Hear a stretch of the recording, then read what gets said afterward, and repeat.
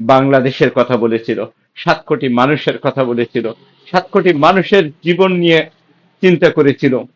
এই 7 কোটি মানুষের ভাগ্যে দিয়ে গেছিল সুন্দর একটি বাংলাদেশ, সুন্দর একটি দেশ। আর সেই জাতির পিতা বঙ্গবন্ধুকে কলঙ্কিত করেছে, লাঞ্ছিত করেছে, অবহেলা করেছে, নির্মমভাবে অত্যাচার করেছে। যে জাতির পিতা বঙ্গবন্ধু প্রতিটি মুহূর্তে চিন্তা করেছিল, প্রতিটি মুহূর্তে চেয়েছিল মানুষের ভালো, সেই মানুষগুলো আজকের হায়নার মতন করে বাংলাদেশের পরে আজকের জাতির পিতার পরে আঘাত করেছে, ভেঙেছে ধানমন্ডি, ভেঙেছে তার অস্তিত্ব, ভেঙে দিয়েছে তার ভবিষ্যৎ প্রজন্ম। ওরা মনে করেছে হয়তো নিঃশেষ হয়ে যাবে, হয়তো শেষ হয়ে যাবে, আর কোনো অস্তিত্ব থাকবে না।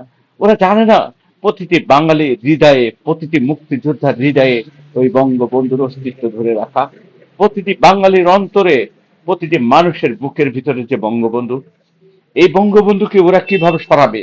ওরা কি পারবে আমাদের বুক চিরে কেড়ে নিতে? ওরা কি পারবে আমাদের বুকের থেকে নিতে? ওরা কি পারবে আমাদের কলিজা থেকে ছিঁড়ে নিতে? ওরা কি পারবে আমাদের কলিজার থেকে বঙ্গবন্ধুর অস্তিত্ব মুছে দিতে? ওরা হয়তো ভেঙেছে ভাস্কর্য, ওরা হয়তো ভেঙেছে মুজিবারের ভাস্কর্য, একটা চিঠি, কিন্তু ওই চিঠি যে আমাদের হৃদয়ের মাঝখানে রয়ে গেছে, আমাদের অন্তরে রয়ে গেছে। কিভাবে ভাঙবে ওরা? ওরা ভাঙতে পারে নাই, ওরা ভাঙতে পারবে না কখনো, আজীবনও পারবে না। জাতির পিতা বঙ্গবন্ধুর অস্তিত্ব আমাদের হৃদয় থেকে, আমাদের অন্তর থেকে জীবনও কেড়ে নিতে পারবে না।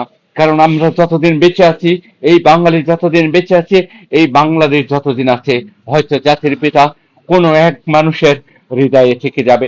সেই হৃদয় থেকে আবার নতুন করে ফুলের মতন সাজিয়ে উঠবে এই সুন্দর বাংলাদেশ। জয় বাংলা, জয় বঙ্গবন্ধু।